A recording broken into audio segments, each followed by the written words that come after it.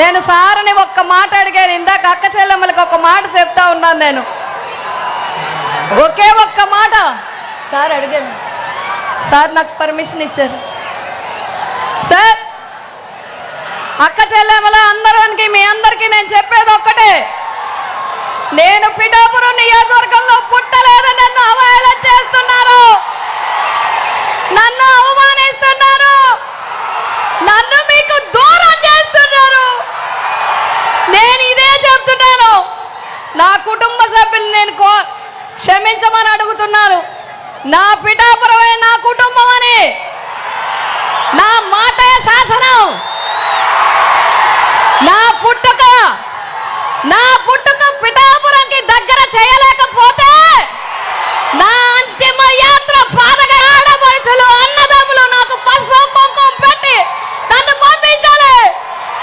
నేను పిఠాపురం నుంచి వెళ్ళిపోతాను, పిఠాపురం నుంచి వెళ్తాను. మీరు నన్ను పిఠాపురం నుంచి పంపించాలి.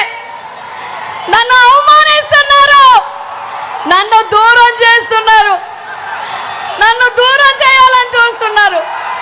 నేను వెళ్ళను, ఇక్కడి నుంచే వెళ్తా. ఇప్పటి నుంచి ఇంకా పిఠాపురం వదిలిపెట్టను. మిమ్మల్ని చెంగు చాచి అడుగుతున్నా, ఈ ఒక్క అవకాశం నాకు ఇవ్వండి. నా బిడ్డ సాక్షిగా నియోజకవర్గాన్ని అభివృద్ధి చేసి చూపిస్తాను. ఆ కుక్కుటేశ్వర స్వామి రాజేశ్వరి మాత అనుగ్రహం ఉంటే మళ్ళీ ఇక్కడే పుడతాను, మళ్ళీ పిఠాపురంలోనే పుడతాను. మీ రుణం తీర్చుకుంటాను అని చెప్పి మీ అందరికీ తెలియజేస్తున్నాను. నాకు ఈ అవకాశం ఇచ్చినందుకు జగన్మోహన్ రెడ్డి గారికి నా ధన్యవాదాలు తెలియజేసుకుంటున్నాను.